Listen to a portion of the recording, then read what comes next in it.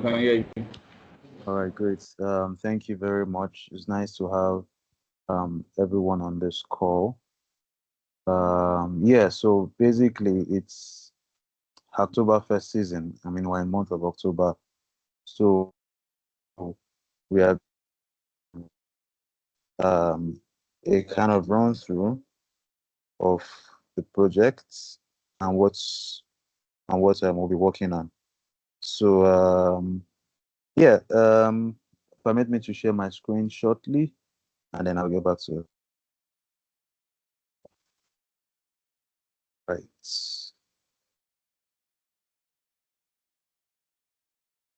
Please give me a second.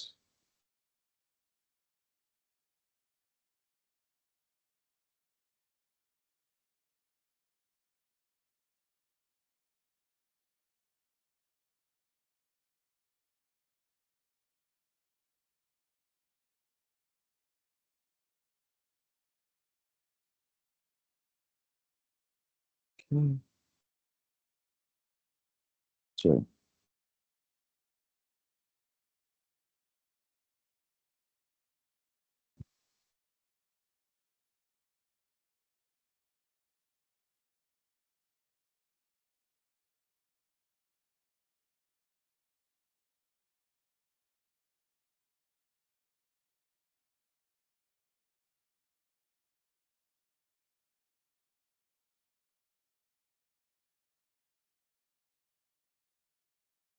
Okay, I'm sharing my screen at the moment.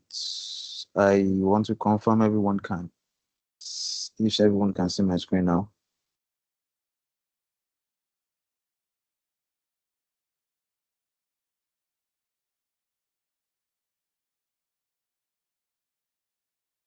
All right, great. So yeah, good evening everyone. Thanks again for joining in. Seems like my screen is I'm currently on the GitHub repo. I don't know if everyone is seeing that. Okay, I think it's clear now. Let's me zoom in a bit.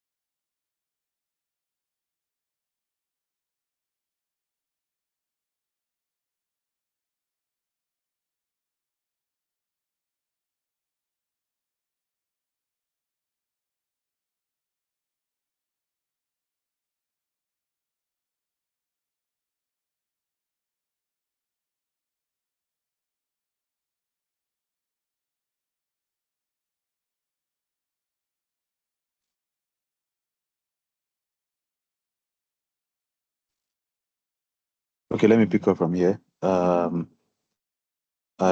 lost some connection on the other device. Just to confirm if everyone can still hear me, please. Yes, we can hear you. All right, great. Hi, Sam. If you're speaking, your mic is currently muted. Can you confirm and ensure that it is intentional?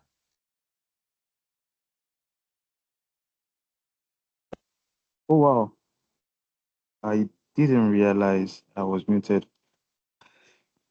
Thank you very much for bringing my attention to that. So I was saying that this year we're working in partnership with GitHub Campus Experts UNILAG, that's UNILAG chapter, and of course the contributions are open to everyone, right? So Microsoft Learning ambassadors across Nigeria, and then GC UNILAG, and in previous years we've mostly worked on multiple projects, right? Last year we had a Speaks to Docs project where users or yeah, basically the full solution meant that you can upload documents and then still speak to it. Just like you have when you have with ChatGPT, you upload a document and you're asking it to answer maybe certain questions based on what you've uploaded. So in this case, that is what was happening. I mean, that's what we built using Streamlit as an interface, and you could like use the Azure Speech service to get speak to record voice note basically as if you want to type, right? It transcribes it and sends it to the model, and then after you can either type as well, and you also get the responses. Maybe you want to read it or you want to listen to it. So there's a speech synthesis service inside the speech service of Azure Speech Service as well that we used to build that. There were other solutions by GC, a solution where you could like create some automation. I think some you could probably on the call and can give more details about that. We also had a Nigeria um, crime change prediction solution last year. And previous years also we had different solutions, but our focus this year is to have a unique solution that is completely broad, right? So we have contributors from front end, back end, MLA engineering, and design, right? I know most times people are like, okay, how do they contribute to open source as a designer? But this year we're making that actually possible. We're making it completely um, open, completely what's the word I'm trying to find now? Inclusive. Yeah. So I'm going to give us a brief run through of what the project is all about and how you can get started in contributing, right? Um, like I said, this year it's fully generative AI based along with a classical ML part of it. So the solution or the idea of the solution is first to be able to classify pictures, right, or images of food. I will open a sample of one of the projects. I mean, the design that we've had so far, which contributors will also be working on.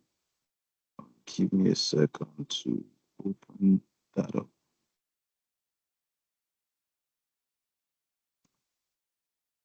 All right, so we have this design that is still in progress, and also contributors will be pulling from that. So the idea is that you could have a solution like this, like maybe if some food, and then you want to see the nutritional content, nutritional values of it without having to, go through different places. But let's say if, in fact, you just want to start up by, you know, identifying what the food is. So like in the home page, you can upload an image or take a picture of it to classify what your food is, right? And then once it's classified, you can now have a pop-up that asks you, okay, maybe do you want to generate recipes? So if we go back to the previous tab, we can see that some of the features include, nutritional and calorie estimates. So you could have a pop-up that says, okay, do you want to, get the recipes, I mean, the nutritional values, the content. So maybe for example, lactose intolerant, you want to make sure that, okay, this food does not contain anything that is going to, trigger some crisis, or maybe you have ulcer, you want to know the kind of food that will not trigger that ulcer, or different things like that. But we're going to use generative AI backed with some APIs that will also identify that give such details for different foods integrated into the solution. So it's going to be augmented with generative AI because generative AI can hallucinate. So there are some solid backends, right, that will be grounded, that or which whatever you're getting out in the solution will be grounded upon. And there'll also be the recipe suggestion part of things, right? Maybe you want to prepare the food yourself at home, or you want to, maybe share a recipe with someone, for example. The solution will also have that functionality, right? And it could be just a food that you search. It doesn't have to always be a food that you took a picture of or you have a picture of. So that classification part is also individual. So all the solutions are individual and still interconnected, right? So let's say it's a food that you just search, you want to search on how to prepare it yourself. You can come on the solution, get the recipe generated for you, right? With generative AI backed, right, with also some grounded proving records of chefs and cooks basically of how they prepare such delicacies. And remember that the focus is on Nigerian food. Then the final part of it is the nearby restaurant. So you can get recommendations, right, on nearby restaurants that sell this particular food. We've seen integrations with Chowdeck and other, delivery services where you can like plug in and get where they actually get the food, or maybe link you up to a particular page where you can order the food yourself. But like we're trying to even make it maybe more robust to some local kitchens and other solutions that gives you access to that information and where you can actually get them. Maybe even using your um your IP or GPS location, right? If it's on your location, to get the one nearest you, maybe within a 1 kilometer, 2 kilometer radius, for example, rather than just giving you a list of 1 billion restaurants in Lagos or in Abuja, for example, if that's where you are, or something more closely related to you. So this is an overview of the whole project, and like I've showed us the starter designs that we have. And how can you come in basically? How can you come in? There are going to be different issues. So if you see in this particular repo, we have about 11 issues currently that have been created. More will be added from time to time. And you can see that we've had people beginning to like want to participate in this, dropping that they should be assigned to this particular repos issue to work on.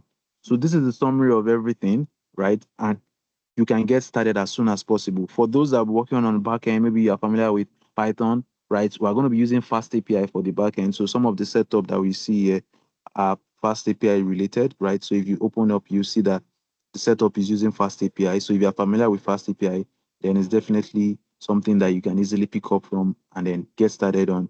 And the front end will be also be using Next.js. Abdurrahman will be walking us through on that, the structure of the repo. And then later on, he will also give us a demo on how to make your first PR before Miriam, also on the call, will give us an introduction into Azure Custom Service. So now I mentioned food classification, and that's where the Azure Custom Vision solution comes in, right? Under this experimentation folder, you see two notebooks. So we're open to contributors to um, use their own novel model predictions, right?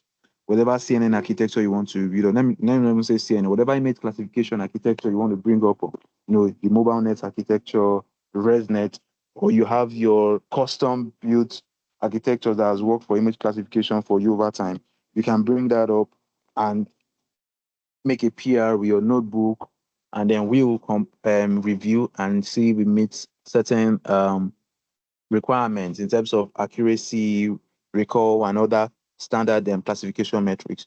But otherwise, you can also use the Azure Custom Vision service, right, to get started.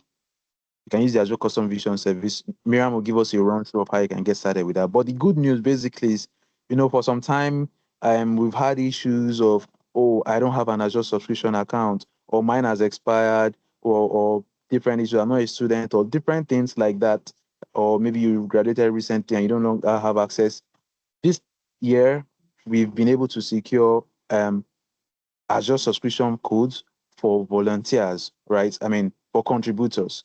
So if you'll be interested in contributing to, maybe using Azure Custom Vision to train your classification model, they'll also, the walkthrough is also part of what to, onboard you. The goal of everything is to first get you started into open source and get you started also into Azure related services, Python, other foundational technical skills that you build along this journey of 1 month. So from now on to the 31st of October.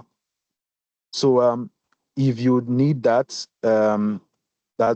particular subscription based on maybe your school needs or whatever issues you might have, please kindly reach out to us.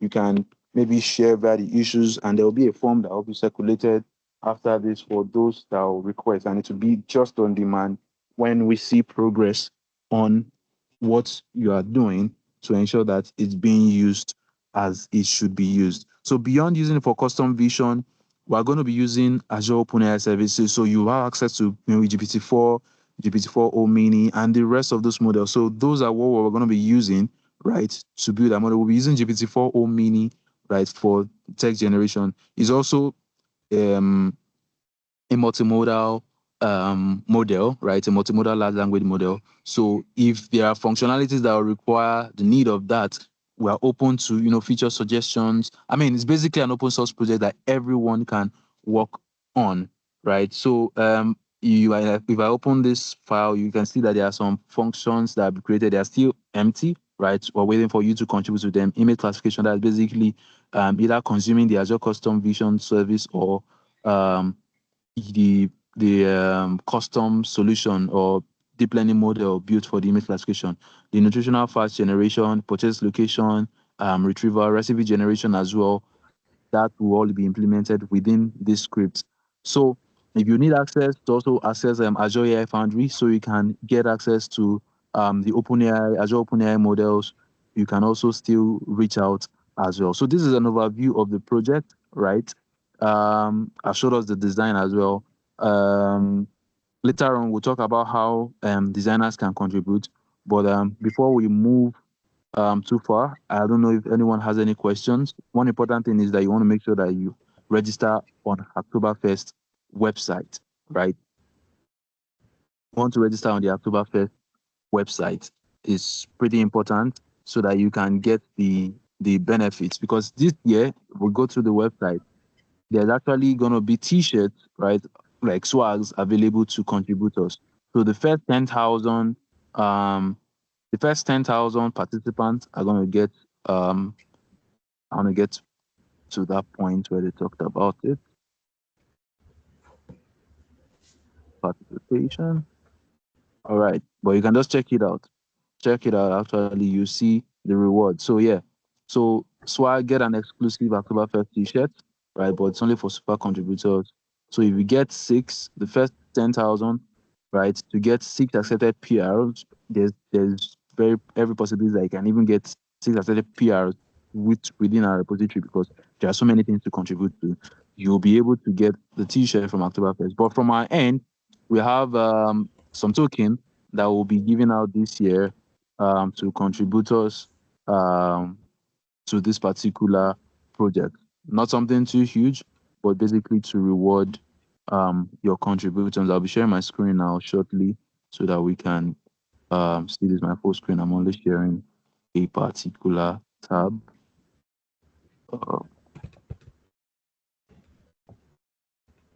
Or did I stop sharing my screen at some point? Okay, yeah, let me stop sharing. Then I'll reshare now.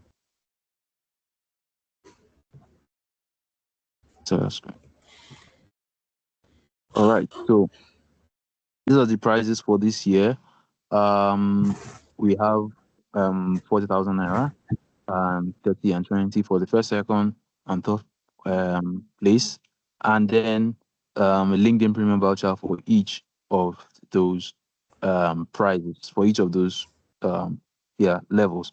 So thank you very much, everyone. I believe we must have been seeing the flyers around as well of how you can register, the info session, the project, and all of that. And then I hope that we reshare. We want to get as much people as possible to be part of this. Beyond just the prizes and the excitement, it's an important part of contributing, right?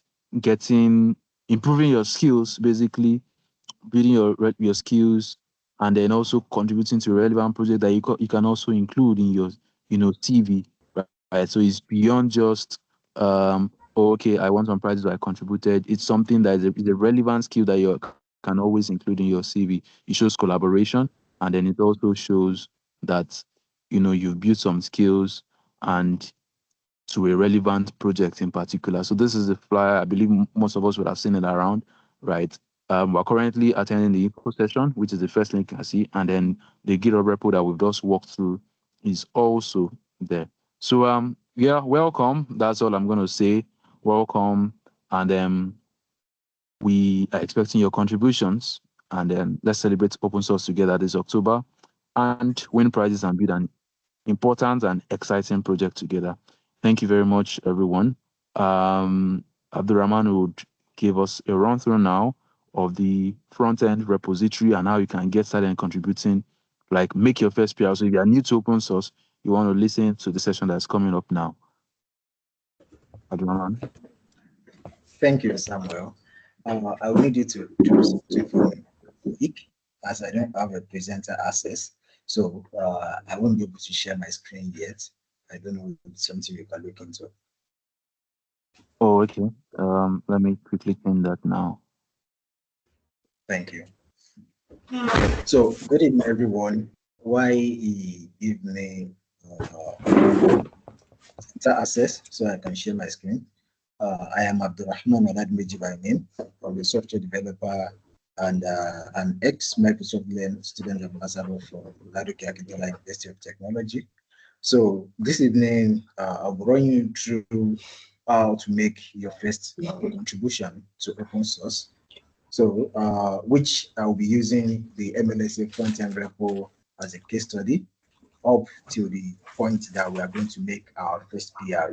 So, just pay attention, bear with me, and I believe this is a chance for you to become an open source contributor. Bear with me.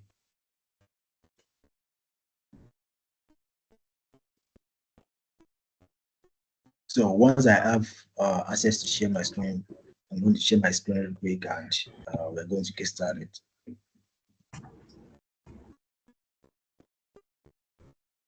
Okay, sorry, give me some seconds more so I can effect that change.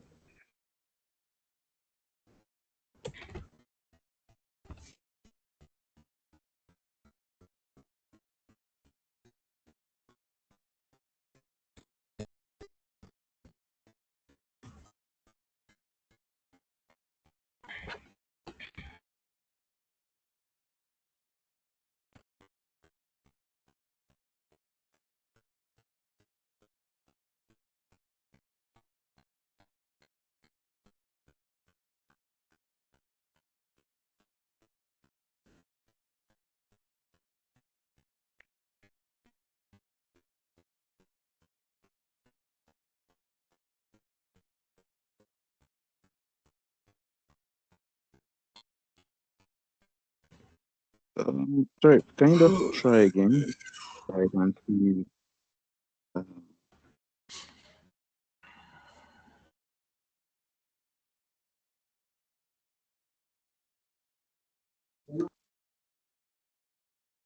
What should I try again, Samuel?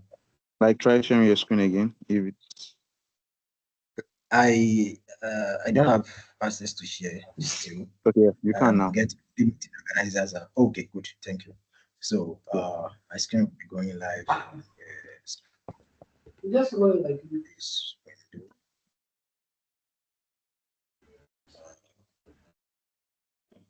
I believe you can see my screen now, right?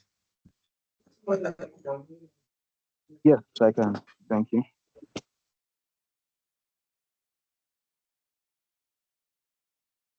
So let's get to it.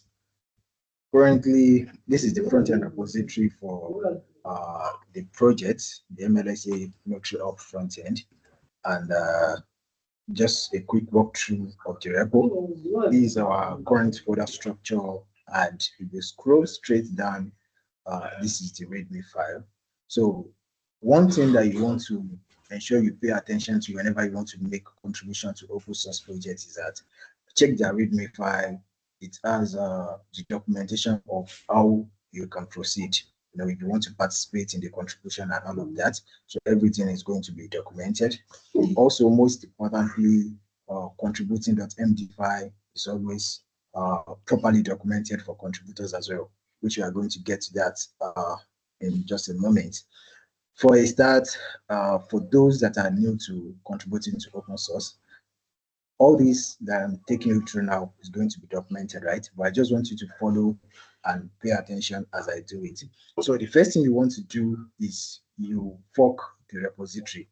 So by forking the repository, you just make a copy of your own of that particular project, because this particular project, you don't have access to it directly. You don't have access to push any update to it directly compared to your personal GitHub repository. So, but for this one now, for you to be able to like make that contribution, just come here, see where my cursor is at the moment. So just click fork. But for me at the moment, I already forked the repo earlier. We're trying to just run myself through. So, but in your own case, you will be the owner. So after you are the owner, then you can then create the fork. But for my own case, I won't be creating the fork anymore. I'll just take you through the repo that I've already forked, which is here. So after you forked it, you are going to see this, which is your own copy of the repository. So your own copy of the repository is now what you can make any modification that you want to make to in your own local environment. In local environment, what I mean by that is in your code editor, maybe VS Code or whatever code editor that you are using. So that's one. After forking the repository, you now want to clone the repository. If you want to clone the repository, you can use HTTPS, you can use SSH, GitHub CLI, etc. like that. But in my own case, I will be using SSH, and to clone it, I'll just copy the URL to the repository. After I've copied it, I'll now come to my code editor. I don't think I'll see. Can you see my code editor at the moment? No, Just your GitHub. The Chrome browser. Okay. Because I'm sharing just a window, let me switch to sharing the whole space.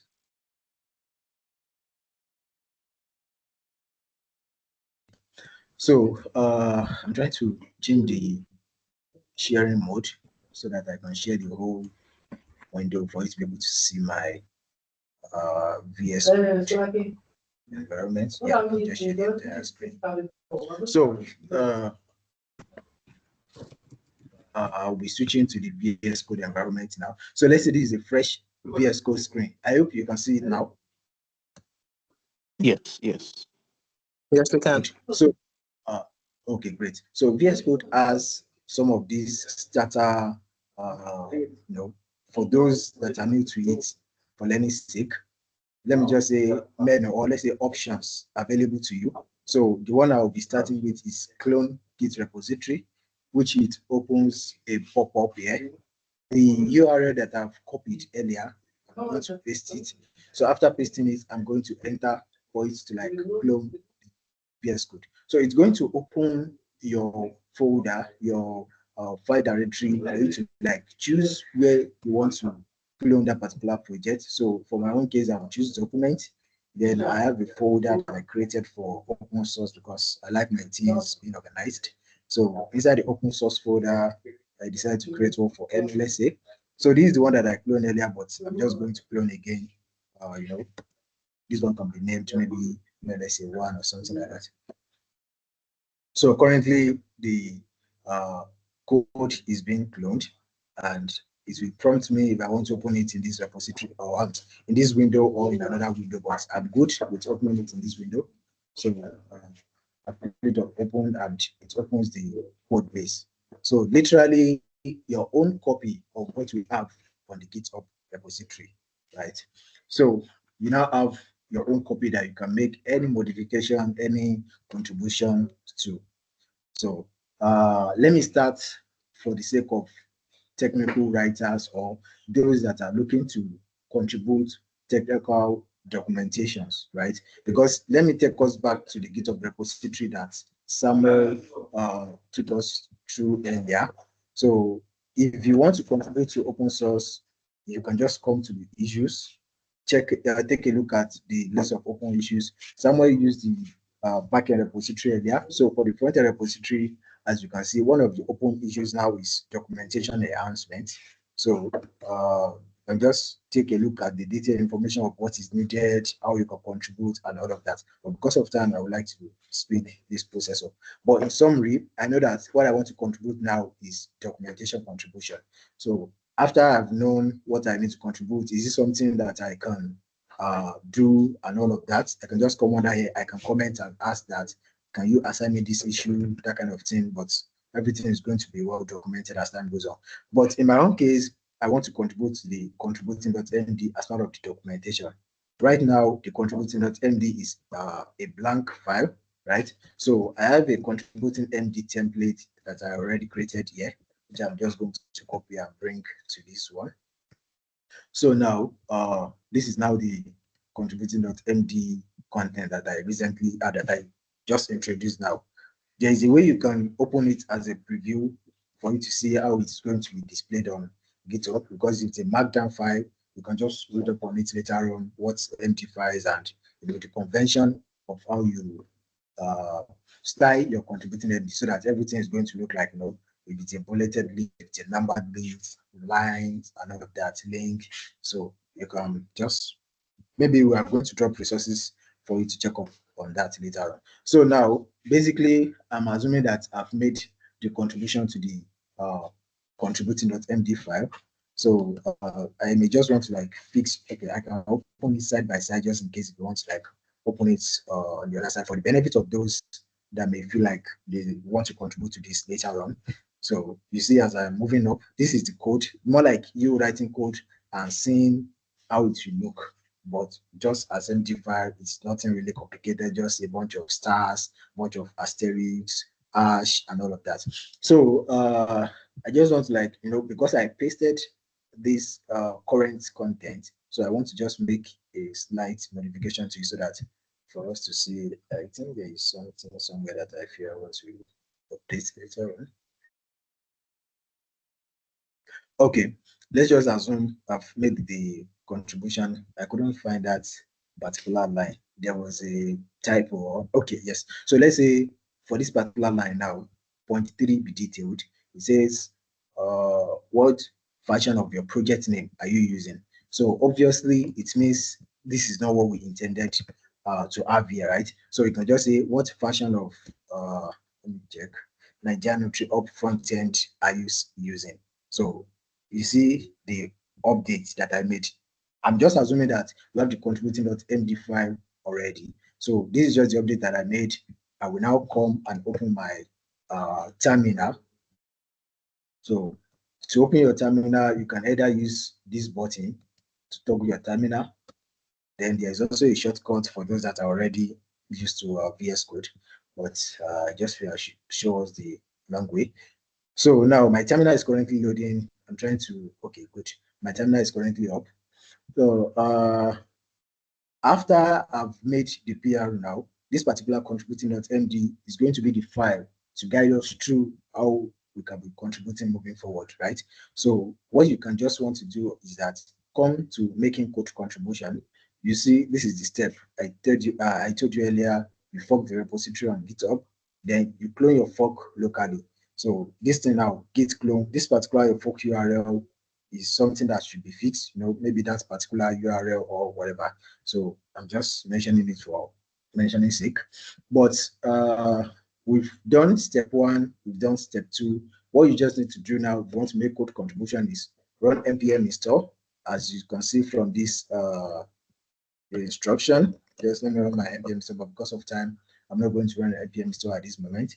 Then after you've installed all the dependencies, you are now going to create a new branch, because we won't want you to make your contribution directly to the main branch.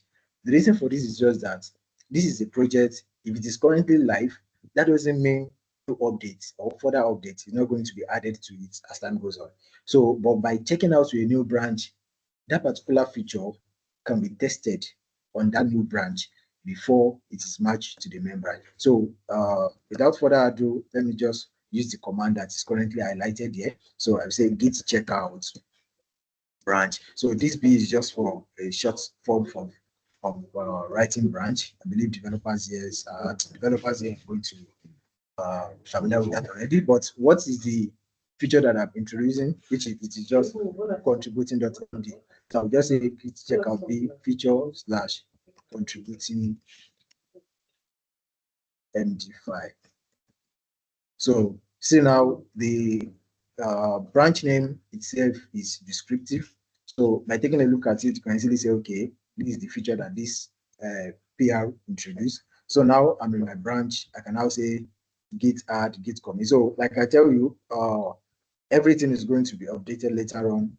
Just for the sake of this learning, let me just continue. While time goes on, I hope before you later get the time to start making a contribution, everything is going to be updated, and you're going to see the real instruction on how you want to, contribute in this or this contributing and readme file.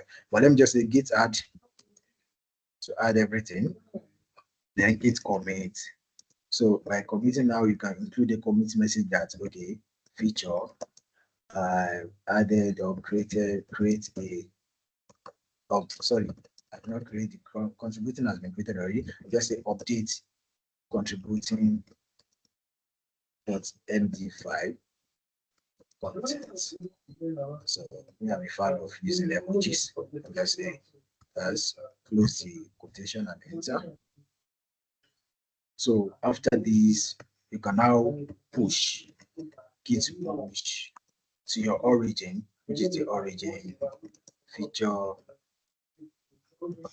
slash contributing md5. So once you enter, it's going to push the changes to your cloned GitHub version. You can open a pull request by control clicking this particular link. You don't want to stress yourself, just control click. It's going to open in your browser and it's going to show you, you see, directly it redirects me back to the main project. You know, this is the head from my own repository, the forked version. Then it's now going to make the pull request to the main repo that was forked. So you want to include a detailed description, this particular commit. Everything is going to be updated in doc, like I mentioned, but just for the sake, say this PR addresses issue, the first issue, which is let's say addresses issue. You can use hash to show the number of issues available. So right now, you can see we have documentation enhancement. So just say this PR addresses issue 1, documentation enhancement.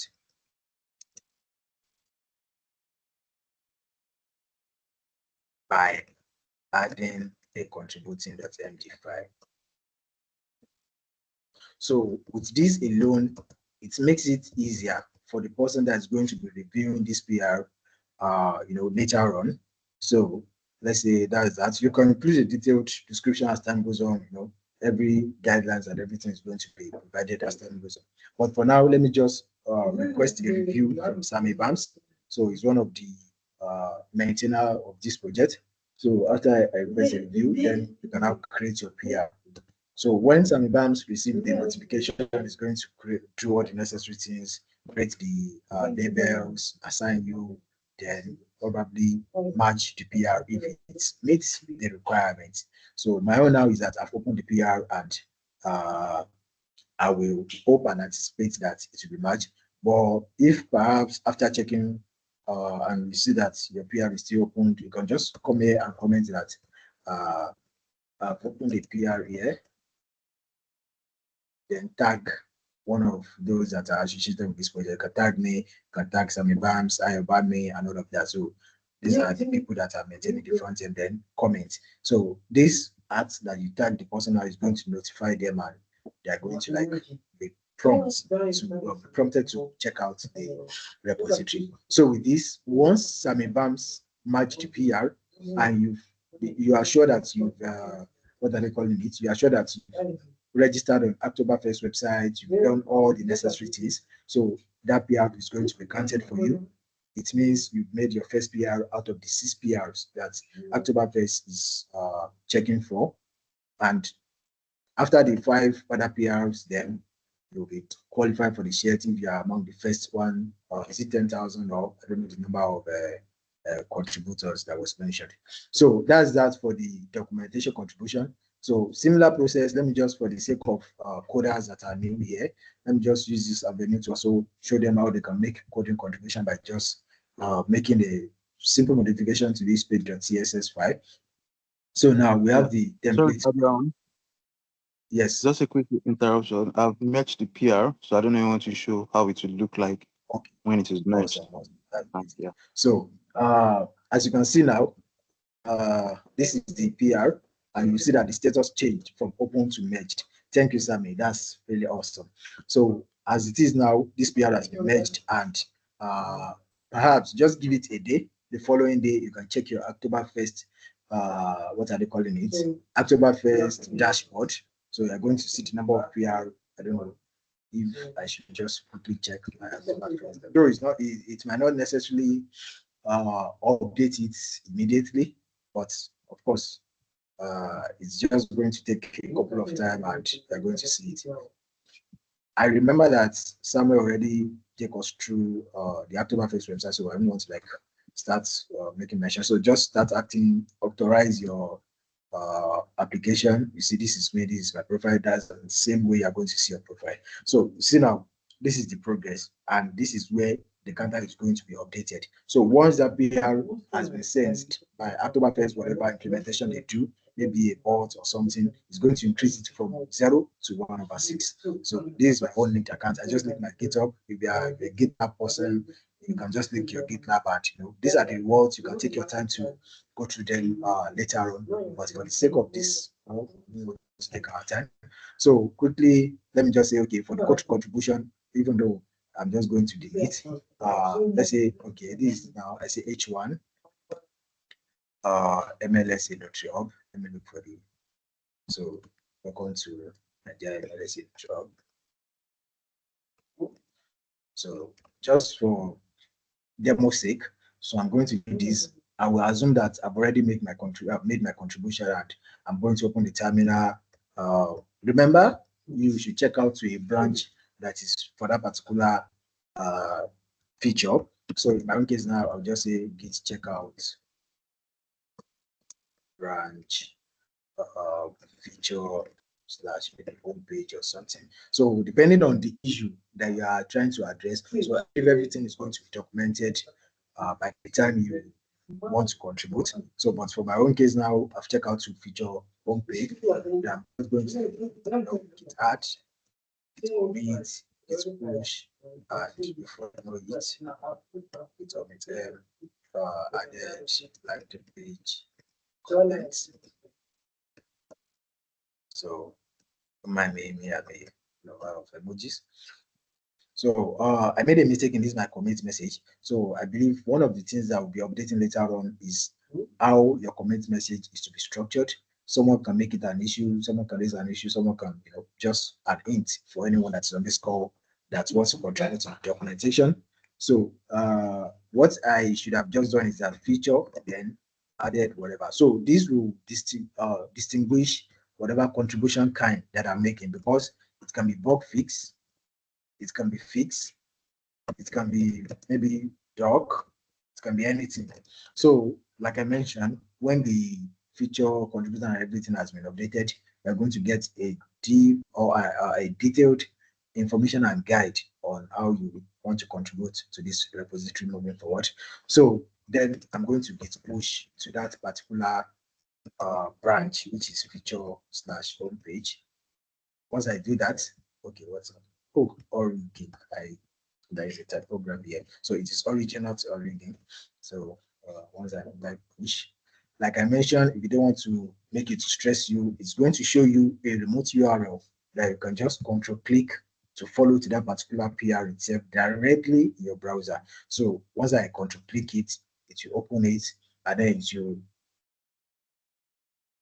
synchronize it with the head or the main PR itself. So as you can see now, this is where you are going to add your description. You are going to please for submit. Yeah. So sorry for the sound. It's my father that is one else. In summary, that's just the summary of what you are doing as a contributor. You can see how less stressful and how direct it is. So assuming I'm a developer now, that code contribution, I've already made it. I'll just create a PR.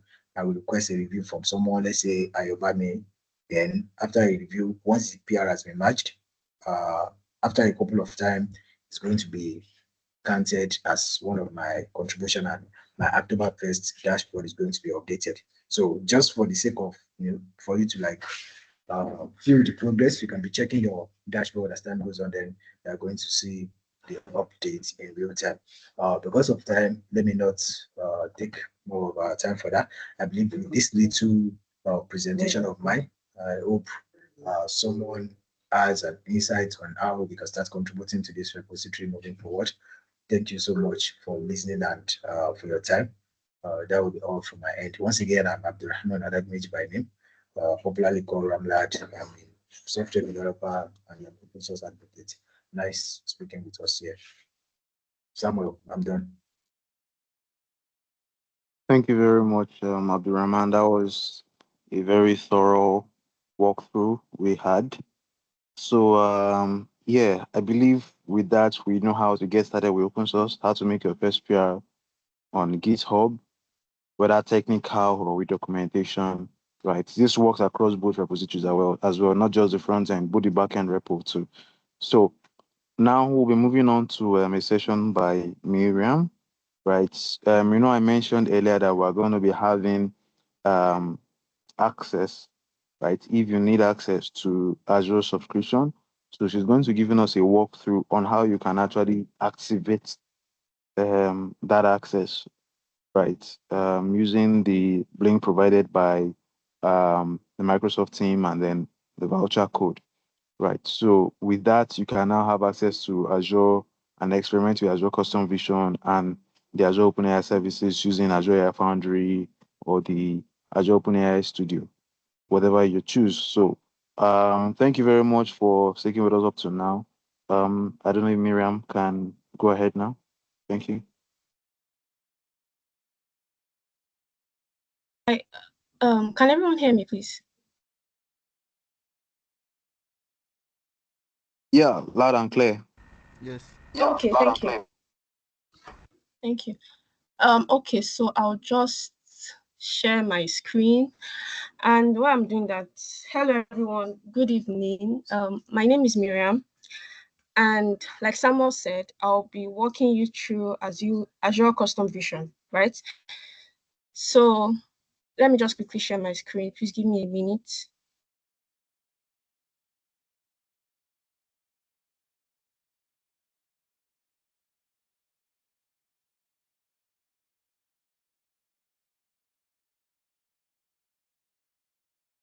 Okay, please confirm if you can see my screen. Yes, I can. Okay, thank you very much, Samuel. So yeah, like I said, I'll be walking you through Azure Custom Vision, right? And Azure Custom Vision is basically a service that makes it easy to build image classifiers, right? And for our Hacktoberfest project, it's one of the tools, like as Samuel has said earlier on, it's one of the tools you can use to build the Nigerian food classifier. So Azure Custom Vision, right, is a cloud-based AI service from Microsoft. I'm sure most of you must have come across it one way or another, right? So Microsoft Azure is popular for releasing services that require little to no code. So even if you don't have a deep experience with machine learning, with just the interface that's been provided by Microsoft, you can easily access services such as Azure Custom Vision.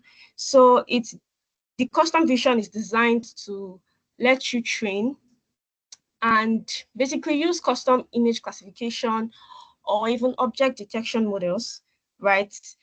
But we'll be focusing on the image classification aspect. So like I said earlier on, the best part of it is that you don't need like deep machine learning knowledge to use it. And another interesting part is that Microsoft provided two options for users, right? So one option they have provided is that you can use the studio interface that they have from their Custom Vision website. You can use the studio interface for a no-code experience, or you could take it a bit further. If you want to like program everything from your local system, they also provide a REST API that you could connect to and basically upload the images through your local system. So let's just look at the workflow quickly. So this is the general workflow, right? You create a custom vision resource in Azure. You start a project right? You upload and tag your images. You train the model, evaluate the accuracy, the precision, the recall to ensure it's up to the standards you want, and you publish it. Then finally, you can test the predictions either directly in the studio or by calling an API endpoint. So today's, I'll show you a demo, like Samuel said, I'll show you a demo on how you could do this in the studio. And I'll also like walk you through on how you could program it on your system without having to use the studio interface that's been provided by Microsoft Azure. Like I said, there's the web portal, there's the REST API option that we could use. And the benefits are really clear, right? It's flexible, there's flexibility, speed, the production readiness, And you can choose whichever workflow fits you best, right? So in a short while, since we've gone through this short intro, I'll just show you everything you need to either use the studio or the API in your contributions, right? So let's just quickly go through the live walkthrough. So I'll be sharing another tab now. Please give me a minute.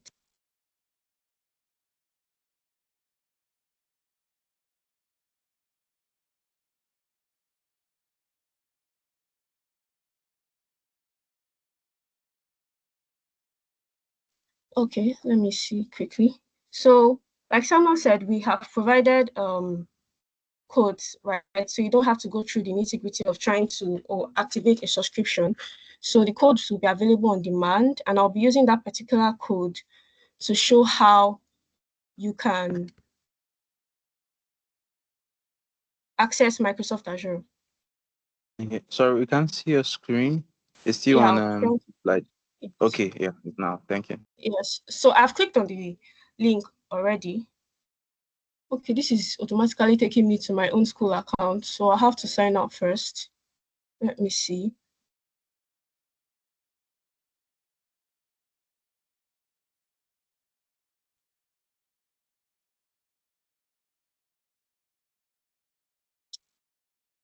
Let me quickly sign out of this account because I want to use my personal account, my own personal Gmail, so you can see how everything works, right?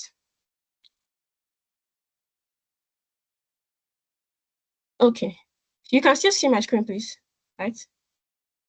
Yes, we can. Okay, thank you. So I'll be using another account instead of my school account. Okay. Okay, is there something you want to say, Samuel? Yeah, I wanted to ask if maybe you share your screen so we can see the link.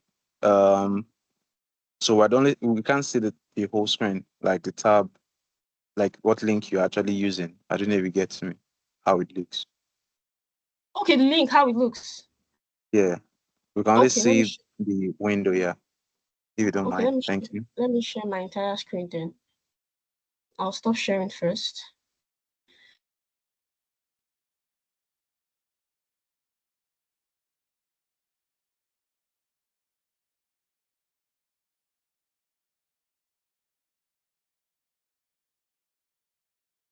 So everyone can see my entire screen, right? Yes, it's clear now. Okay. So this is how the link looks like, right? Can everyone see the link? I have to be sure. Yeah. Okay, thank you. So this is the link. So we'll just click on that. Like I said, okay. Then I'll use another account.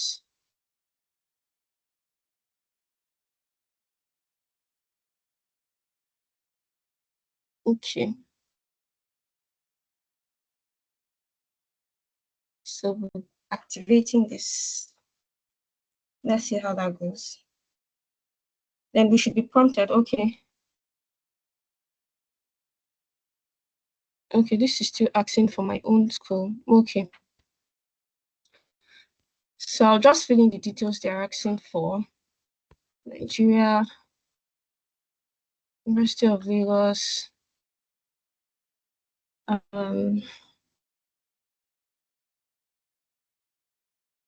Let's just quickly do this.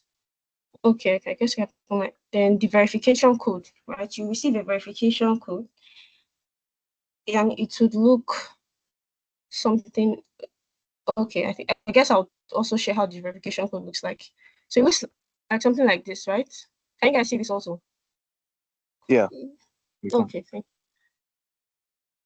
So let's put it in here.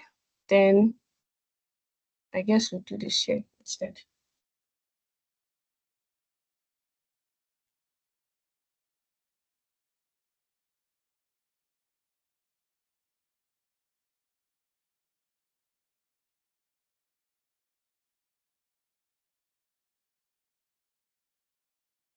Okay, let's see.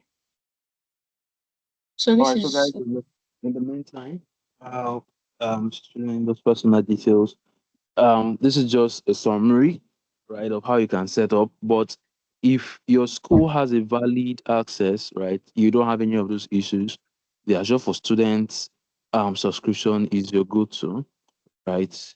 So you can use the Azure for Students access to get access to Azure. It's the same process, but this is temporary. You're right. You know, it's going to it's just for the month of October. So subsequently, beyond that, you might notice that you might not have access to that subscription anymore. But if you have access to Azure for Students, your school provides you an email, and you can verify it, right? You have access to $100 that you can renew yearly as long as you're still a student. And if you're not a student as well, if you have a valid ID card, I think Naira cards are also working now, you can have access to the free tier for 30 days, which is also very good for this month of October, right? A $200 credit for 30 days. And then once you're done with that, maybe you can decide to deactivate or something so that you don't, delete all the resources that you've created so you don't have extra charges running on your account. So, but if any of these, doesn't work for you, then definitely you can request for access with some proof that we know that, okay, you're actually working on something according to the project, and we'll definitely share with you. Thank you very much. Okay, Miriam is with us now.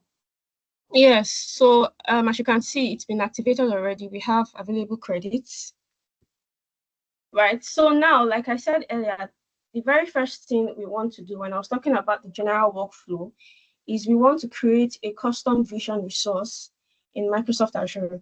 Since we've activated our subscription already with the code, so we'll just quickly come here to search for the resource, right? So custom vision. Okay, we can see it here already. So we search for that.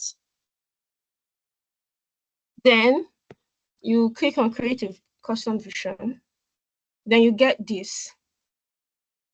So we would actually need two resources, right? Prediction and training. So that's why you see in this aspect here, we are picking the option both because we need both the prediction and the training resource, right? So our subscription has been selected for us already. Then we'd create a resource group. So you could just create, since I don't have any existing one, I'll create a new one and just call it image classifier, right? So this would be my resource group. Then the region has been selected. Let's see if this works. Then we'll give our resource a name, our training resource and prediction resource a name. So since we're dealing with food image classification, we just call it something related to food. So food image classifier. Then to tell us if this particular name is actually available or not. In some cases, it will take some minutes. Okay, yes, so it's available. You can see the green tick here. Then we'll pick a pricing tier. So we'll just pick free. Right, we'll pick free. And next, you don't need to do anything here next. Then it starts creating the resource. So let's see how this goes. So once the resource has been created, we'll see something like, oh, it's been successfully deployed already. So let's hope this works. Let's give it a minute or two to fully run and see how that goes. Okay, so we're having a validation error here. Let's see. Okay, it seems we are restricted.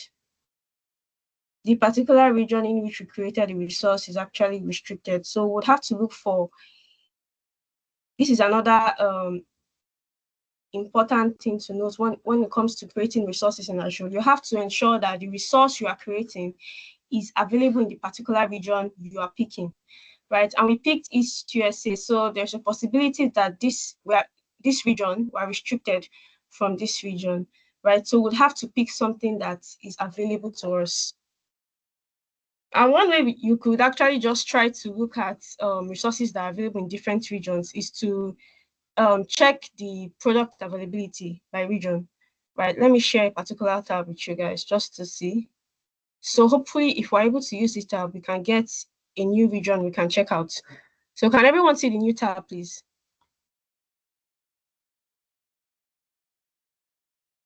Yes, yeah. Okay. Yes, we can. Thank you. So let's see. We're dealing with Azure Custom Vision, right? And Okay, so generally available is green. So let's see. We're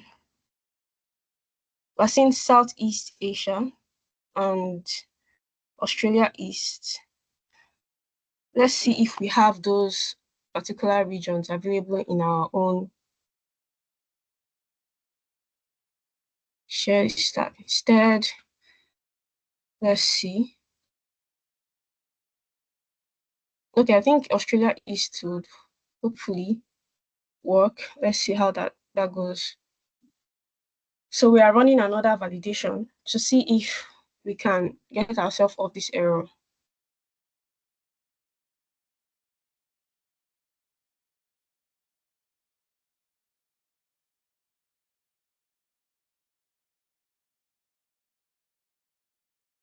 Okay, let's see.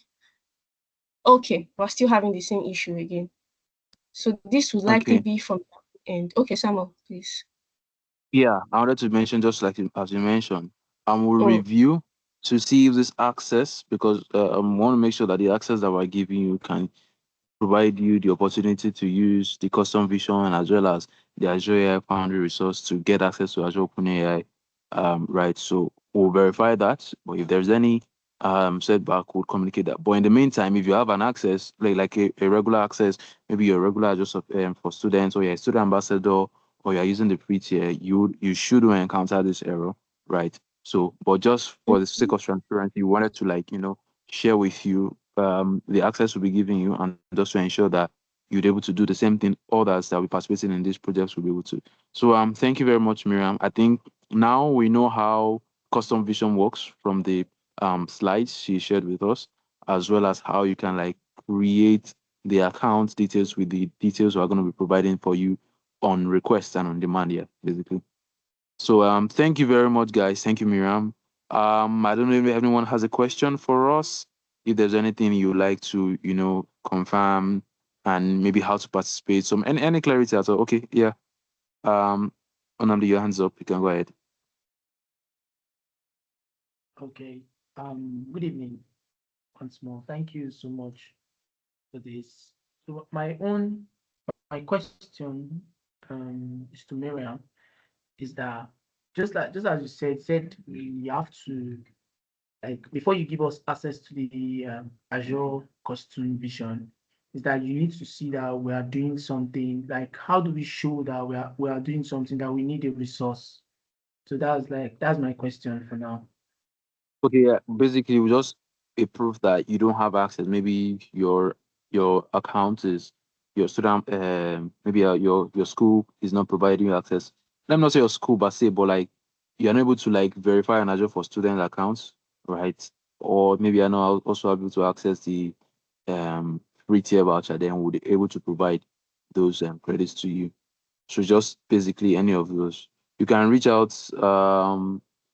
I think some of our contact details are on the GitHub repo, but I don't know if you're on any community group chats as that you might have seen these the flyers or the publications for the event shared. You can just reach out to us via those channels. Yeah, that's fine. Okay, thank you so much. Yeah, thank you. I don't know if anyone has any other questions. But yeah, there are so many issues on the repository at the moment that are begging for your contributions. Yeah, basically. If you're unfamiliar with how it goes, you might want to check out previous years, still under the MLSA repo, and you can also check the GCE repo as well. We'll provide a link to that where you can check last year's contributions and for the MLSA side, 2023 contributions to see how the final project turned out to be. And I believe that will raise some excitement to see how small this project can start, and at the end of 30 days or 31 days, how massive it would have become.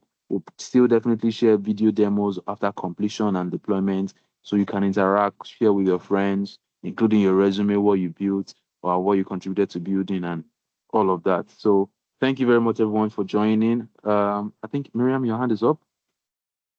Please, I just want to say something quickly. Okay, so we have our repo ready, right? And if you check the contribution MD, you see some resources that will greatly help you if you are taking the route of using Azure Custom Vision.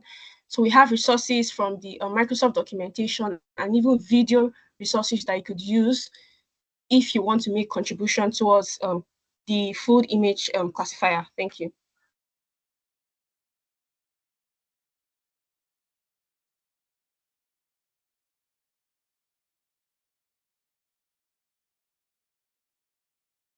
Samuel, I'm done. You can take over now. All right, yeah, thank you very much. So there are also some data sets, just like Miriam mentioned, you will see them in contributor MD. The data set I will be making use of. Miriam will actually still share that, just to brief you on that. Then there are some other data sets as well for Nigerian foods that have some details about them, the location that is mostly from, so many details. We'll share that with you as well. So we can see the all-round view of how we're trying to approach this particular project and how robust it's going to be at the end of the day. Thank you. Yeah. Okay, yeah. So this is one of the data sets we're looking at, which is from Cargo. You guys can see this my screen, right? Please. Yes. Yes, we Okay, can. thank you. So this is one of the data sets we'll be working mainly on. It's a fairly large data set, right? Nigerian foods, as we said, we're focusing on Nigerian foods, 884 MB. And as Samuel said, there's an experimentation notebook you could create to experiment. So if you'd want to download the data sets, there is a Cargo API now you could actually use to download it. Instead of downloading it locally on your system, you could just easily connect to the Cargo API to download the data sets using this information. Right? It's the same. If you are familiar with Hugging Face, it's the same way Hugging Face works. If you want to download a particular data set using their API, right? So you use Cargo's API to download the data set and basically work with it, right? And I'll just, since this is not downloaded on my own personal system here, I'll show you like some how a sample of how the data set would look like, right? For looking at multi-class classification. So that's a single dish per image, right? So let me share my entire screen because I want to show you how a sample of how the image would most likely look like. So let me stop sharing first. And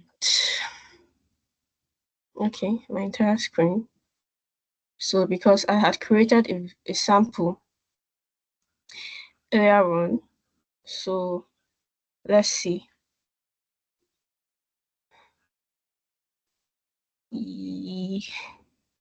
So quickly.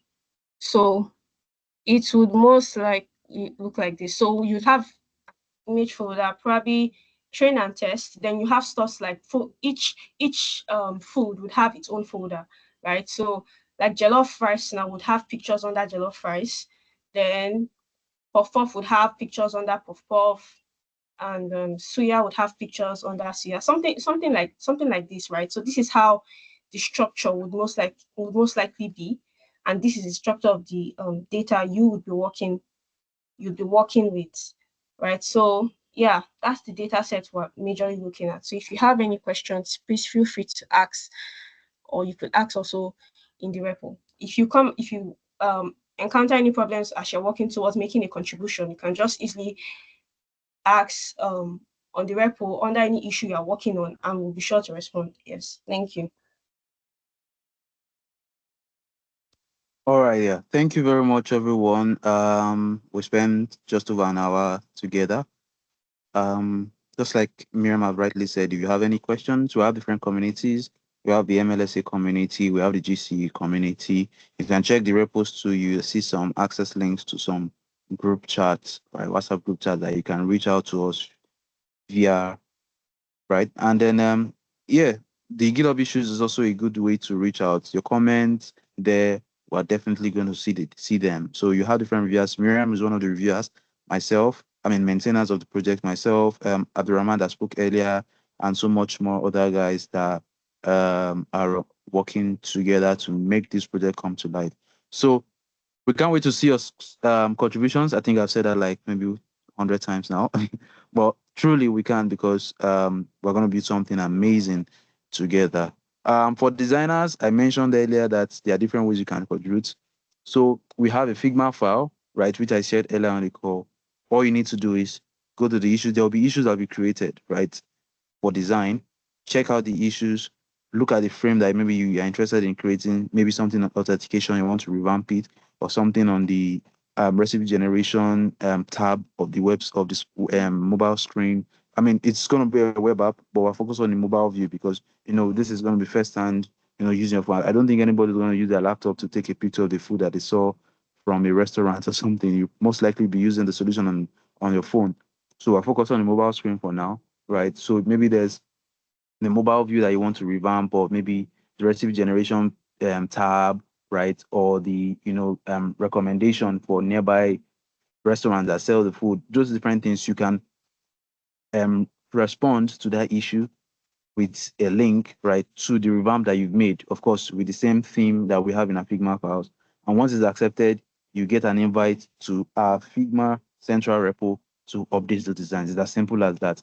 And that way your contributions are definitely going to count. So thank you very much, everyone. Just to ask again, any questions from anyone? Any feedback? I will take the silence for a no. So enjoy the rest of your evening. For those in Nigeria, happy independence, and then happy new month to everyone. Good night. Good night.